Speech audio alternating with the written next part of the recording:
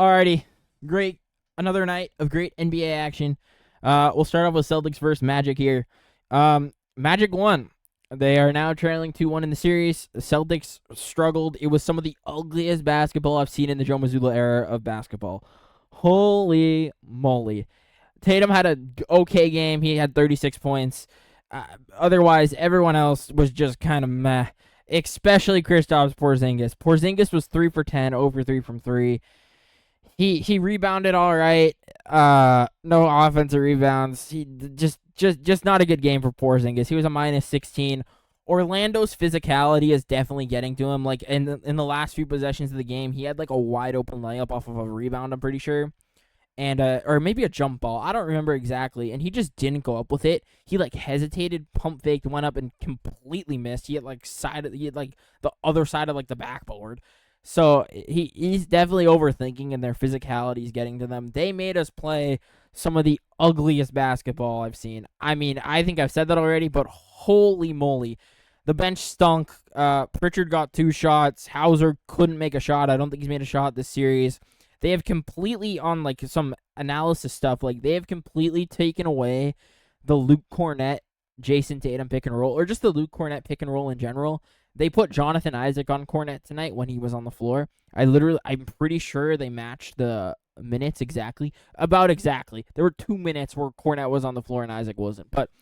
And I think that's when Cornett scored, honestly. They put Jonathan Isaac on him. So if Tatum came up and set the pick, they would just switch it. And that would not allow Cornett to roll to the basket, because that pick and roll game was like, I think, second or third best in the NBA this year, points per possession. So they did a lot. They were doing a lot of hedging. Why am I blanking on his damn name? Cole Anthony on Jason Tatum screens, or Jaylen Brown or Jason Tatum screens on the pick, would hedge super hard and like push them back out to half court so that his defender could recover. What else? It just ugly. I don't think I can say ugly enough. That was some of the ugliest Celtics basketball I've ever seen. I'm not worried. I think we'll rebound in game 3. I think Joe will figure it. I think they'll figure it out. A lot of isolation basketball for Orlando. Just really good. I mean, Anthony Black had a really big game for them. I mean, he only had 9 points. I thought he had 4. He was a plus 16 though. He got into some foul trouble there. Paulo and Franz both were incredible. 32 for Franz. He had 7 rebounds, 8 assists, 2 steals. I mean, Paulo had 29, 6, and 1 assist. So not the best assist game for Paulo, but he still scored a lot. Physical defense. They did not allow us to get up any threes. I'm pretty sure they had one more 3 than we did. No, we had one more 3 than they did, but they had 32 attempts. They held us to 27, which I'm like 99% sure is a season low for us. Like, I don't think we've been held to 27 threes all year. I mean, just a really, really ugly basketball. Honestly, it reminds me of the old Heat series like 2 years ago, when it was just like ugly basketball from both teams. It's just super ugly. It's a slugfest. I mean, the Celtics defense wasn't the best, and like we could have done way better defensively. They said during the broadcast, Al during one of the huddles threw his water bottle, was like cursing out the team for playing horribly defensively. I think we just got to run our offense. I think the physicality got to us tonight, and we got to be better. All right, Lakers versus Timberwolves. To be honest, I didn't really have my attention on this game. I watched the Celtics full game. I streamed it, honestly, on YouTube and on Instagram.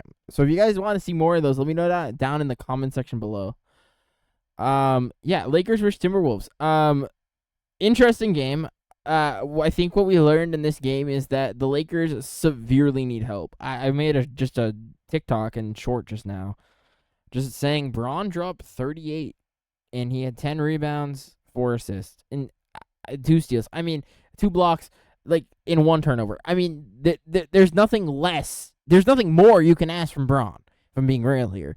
Luka, severe stomach bug, apparently. He only dropped 17, but he still had 7 rebounds and 8 assists.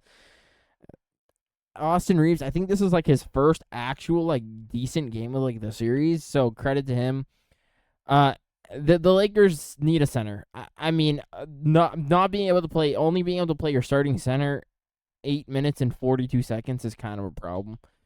Luka needs that vertical threat, especially with his just ability to throw lobs. And Jackson Hayes just is not the center for this series at all, or just a starting caliber center in general.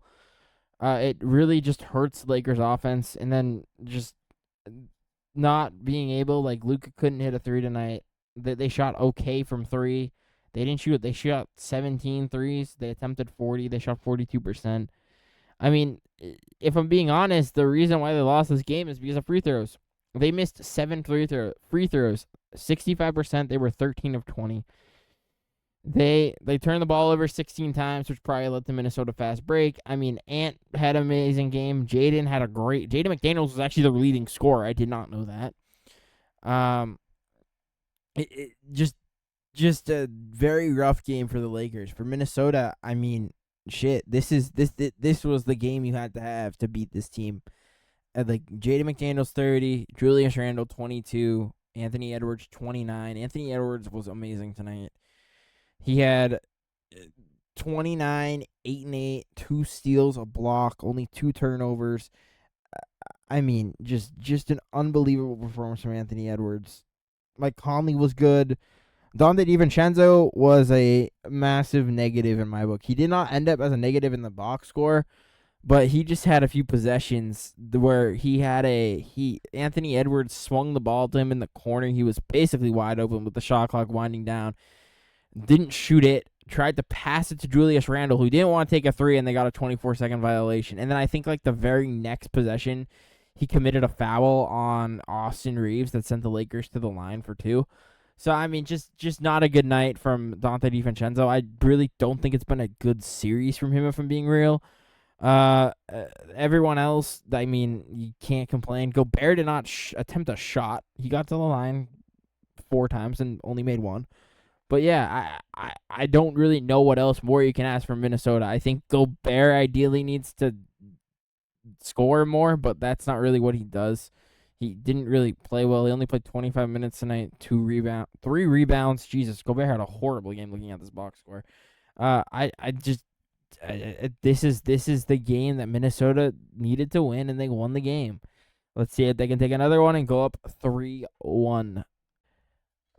Last game of the video. Bucks versus Pacers. Milwaukee got the win at home, so they are now only trailing 2-1. I still think Indiana takes this series.